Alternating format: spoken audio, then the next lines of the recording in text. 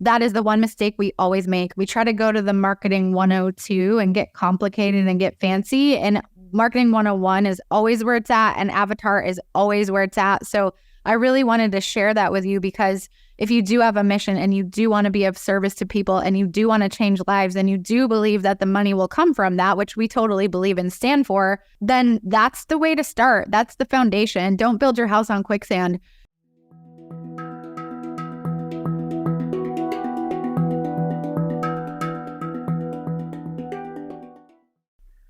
Hi, everybody. Welcome to the Conscious Marketer's 100th podcast. So we're so excited to have you here. I'm Richard, the founder of Conscious Marketer, and also joined by Kylie. Hi, Kylie. Hey there. And kind of hard to believe, you start a podcast with a vision to serve others and to, get some different marketing perspectives out there. And all of a sudden we're at episode 100. And I would just say that, I'll speak for myself. I'm super excited about continuing the podcast and having bigger guests and more deep conversations and putting out more content that can help people who want to do marketing in a different way. How about you, Kylie? Yeah, well, I'm super excited that we made it to 100 episodes. It's no small feat. It's challenging to find the right people and air the right people. And we've definitely had people that came on here that we didn't air. It's always fun to find those people with different voices, but I'm excited about it. And I think one of the best pieces of feedback I've gotten from people, because people write in all the time saying, oh my God, I listened to this episode, I listened to that episode. And the best thing anyone ever says to me is, you've reframed my understanding of marketing, and I see how it can be fun and or a spiritual practice. Like, that excites me the most, and that helps me to go through the ups and downs of any endeavor, which is, it always comes with its challenges. Yeah, I agree. And I think what's interesting is if you look at all the people, like the leaders and whether it's a spiritual teacher or a politician or a business leader, you find that they actually step in front of their brand and they actually market themselves pretty well. But I think what's interesting is we don't call it marketing. We just think that they're just being themselves online.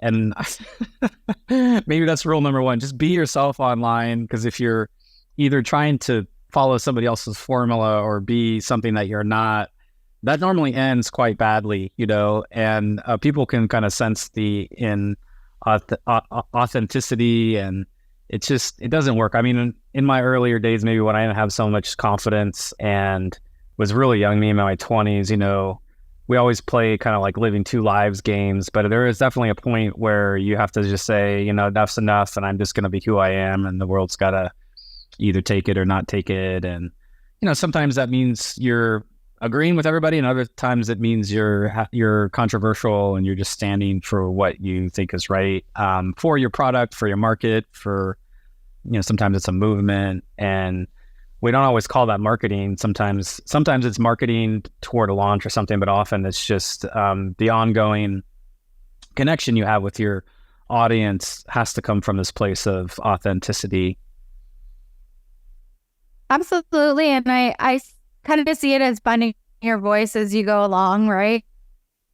It's like taking a stand for something can be polarizing at times. So if you're really truly tapping into your true voice, whether you're doing a podcast or you're posting on Facebook or you're making an Instagram short, if you truly stand in your truth, then the right people are going to be attracted in and become loyal followers and fans, which we've been able to build up over the last couple of years. And the rest of people are going to be like, I don't like what you're doing. I don't like what you're saying. And I always tell people, if you don't have enough criticism, you're not serving enough people. So that's something that we have gotten to experience. I always like to share the behind the scenes stuff that maybe a lot of experts would never share. So it hurts me so deeply when I get a complaint email. And in the last month, I've gotten a complaint email about 3 times for stuff that we've done. And usually it's painful to read, but it's also like, oh, we're reaching enough people. I even got a complaint recently. This came into our support tickets. They said, I'm really worried about Kylie because she's using filters on the webinars, like Zoom filters. And I was like, oh, I'm not using Zoom filters. In fact, the background I have right now is the background I had when that complaint came in. And frankly, like, this is a podcast recording studio in my apartment complex, so it might look like a fake background. But they were like, her face was flatter and she sounded weird and her face was too pink. And she's like, I'm just wondering if she's okay because I know all the young people these days, they're using filters, but I just didn't think Kylie was that way. And it like hit me so bad in the heart. But I was like, hey, we're getting in front of enough people to be getting this type of criticism. So, and standing in my truth around it and just saying, hey, that wasn't actually what happened. And having mail come in telling me that something that I did was off or it wasn't appreciated or it was wrong or it wasn't conscious marketing. It's like, if you're not getting that, step up, really, truly. Yeah, it's such a small example, but it's like a microcosm. And, you know, there's going to be somebody that's like, why isn't she using a filter? You know, because everybody should be using filters, you know?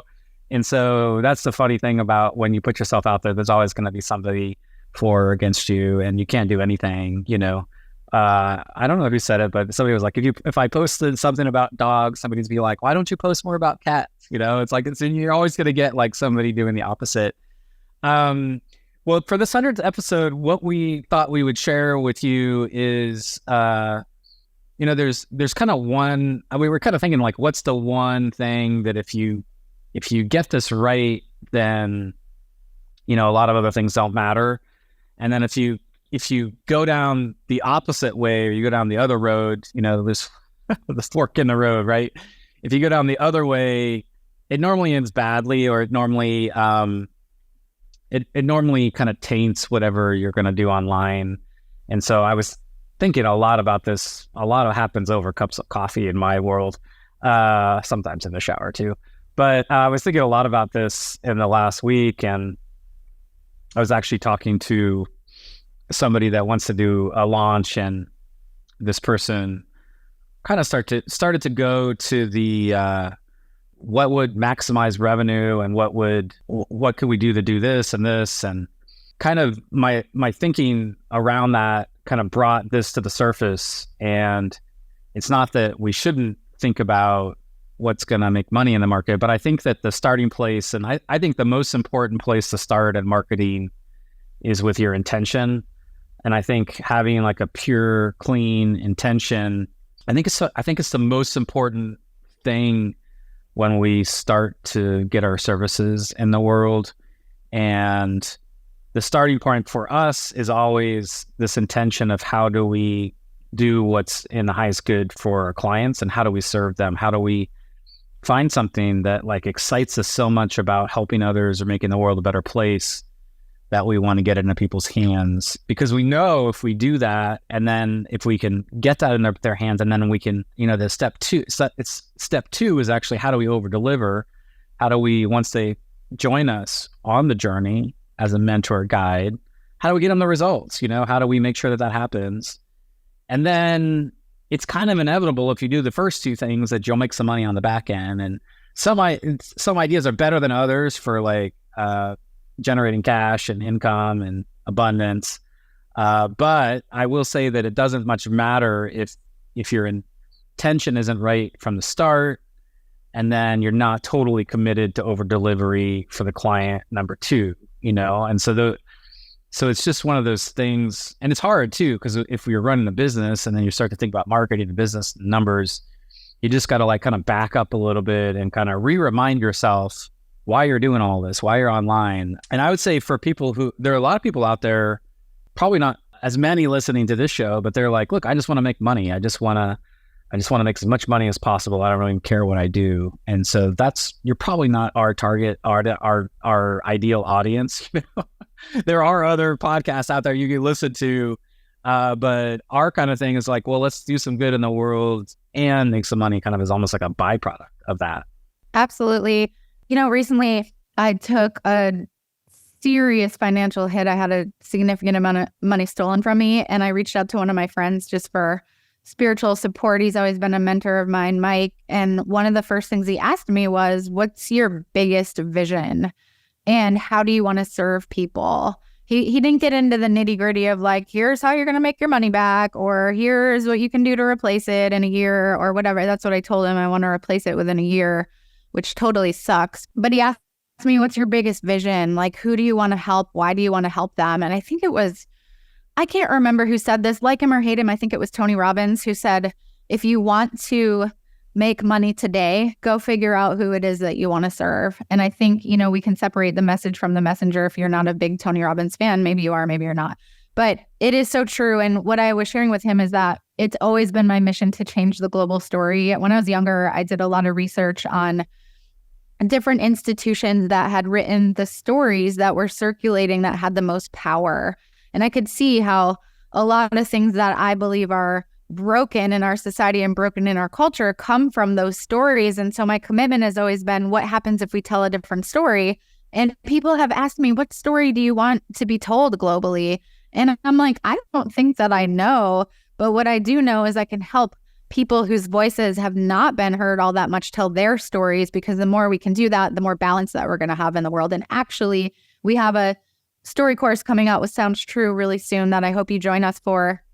And Tammy was saying, I want somebody to share what it's like to be oppressed as a person and have the courage to share their story anyway. And so that's just a really powerful thing. When I get off course or when I go through a crisis, which I'm going through right now, it's always about, like Richard said, how do you want to serve people? What's your biggest vision? And that's really what I'm returning to, and I'm getting fired up about. I'm not like, how do I recoup my money? Blah, blah, blah, blah, blah. It's more like, who can I help today? And do I have enough of what I need for today? And do I have the resources to reach that person today? And that's the thinking that has shifted for me, that I always had that. I got a little bit away from it and I got smacked by the universe. And now it's like back to just that service orientation and trust. And so I just wanted to share that with you. I want to take our podcast in a direction where we're sharing like more of the raw stuff that's actually happening. So yeah, could definitely use some good thoughts, and just always remembering, put that vision, write that vision down, put it by your computer, remember your why, remember why you're doing what you're doing, and think about who you can be of service to. And as Richard was saying, like the money will follow that, but we have to always start with that. And that's a lesson that I have learned in a huge way, even just in the last week. Yeah, that's great. And, sometimes it was interesting because we had a client in the last month too, and we have a conscious avatar worksheet in several of our courses. And it was kind of interesting because this client was, they have a horse ranch, and we kept working on the avatar for the human being that was going to come to the horse ranch. At some point, there was this aha that was like, well, what I really care about is transforming the horse. And so the horse became the avatar. And so like we learned something. We're like, oh yeah, like the horse, and I've done a lot of shamanic work and I love animals and other things. And so, yeah, so you like your avatar, the people you serve actually doesn't even have to be a human being, which is kind of interesting. So I'm just giving you some variations. It can be a human being, it could be a cause, it could be your country, it could be your community, but it could also be an animal like a horse or dogs, or it could be, a lot of people love the earth, and, there's a lot of stuff to help the planet. And so I think the thing is it's focusing on others is actually the key to abundance within whatever your mission is. So yeah, so you can kind of think outside the box. I just thought I would share that example and then I think sometimes too, the other thing is as you evolve your business and your brand, and dare say I evolve your consciousness level, sometimes you're called to serve different types of people, or could be more people, or it could be fewer people. It could be like, yeah, like I just need to raise my son or my daughter, or I need to care for my elderly father or mother, or my partner. So it can kind of also switch through life. Sometimes behind it can be when you're serving that there's something behind why you're doing your business too. So that's important as well.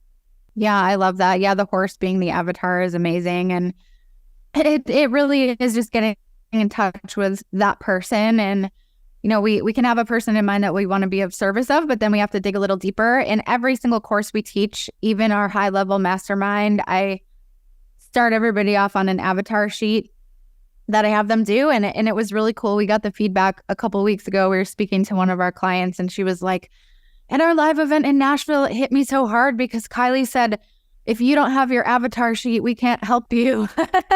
I don't even remember saying it, but she said that was a huge light bulb moment. And I want to give you a couple pointers since you're taking the time to listen to this and you've made it this far in the episode.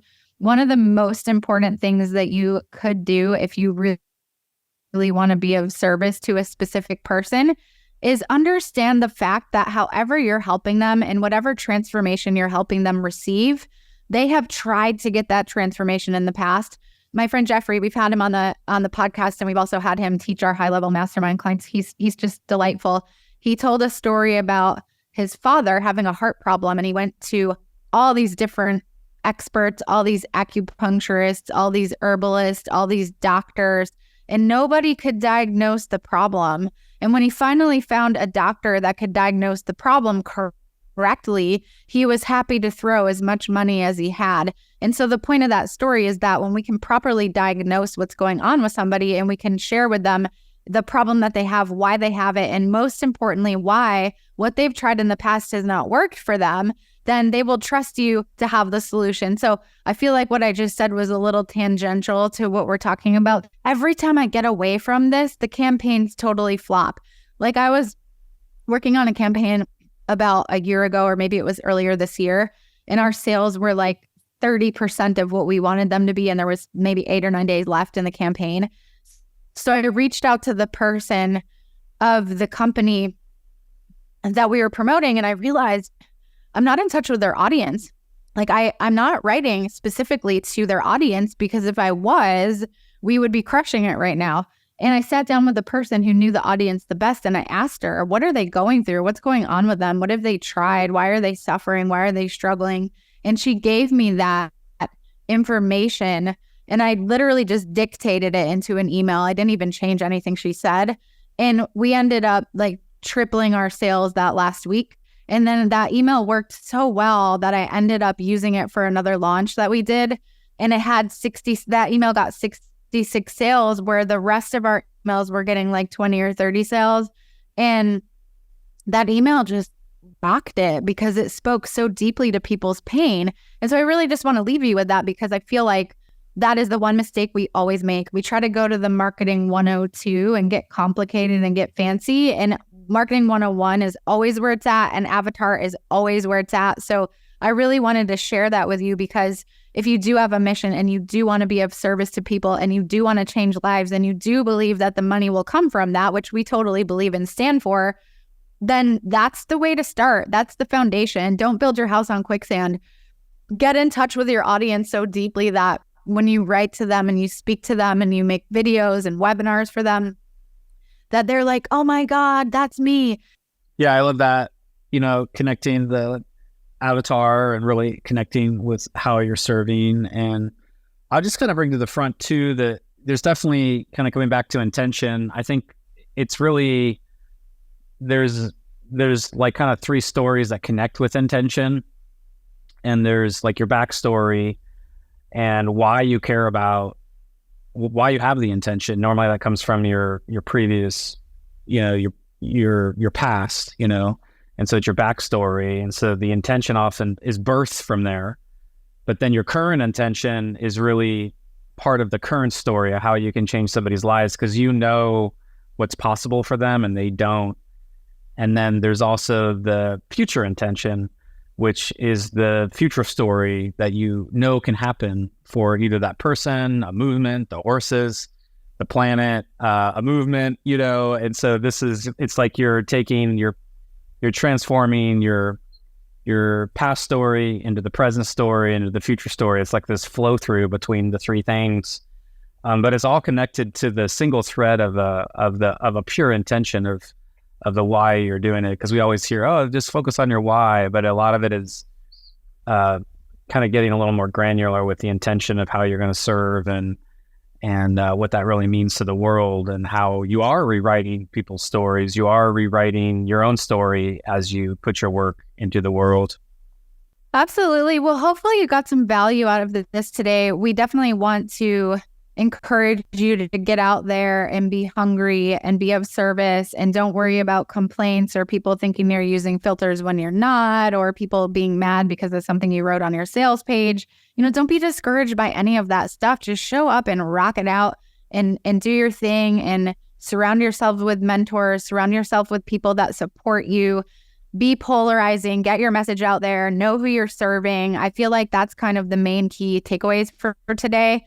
And of course, we have quite a few levels of support, if you're wanting to work with us more deeply on all of those things, that is embedded into every single level of all of our programs. So you can hit me up personally, or you can write to our support team if you're interested in working more deeply. And it's not just thank you for supporting the podcast. Like, we work really hard to find the best people to support you.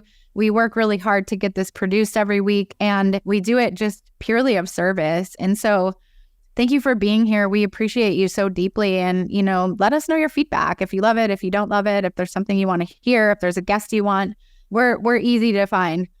Yeah, well said. And I just echo what Kylie said. Thanks for being here. If you have been here from episode 1 all the way up to here, like, you are our super fans. We love you. And if this is your first episode, or you're kind of coming back, welcome aboard. We're intending to do this for a while here. I kind of feel like we just got started. So thank you. You can find all the episodes at consciousmarketer.com/podcast. And like Kylie said, give us some feedback, give us a review on iTunes or Spotify. I really appreciate that. All right, bye for now. Thanks, Kylie. This has been a great episode, and we'll see you on the next one. Bye, everyone.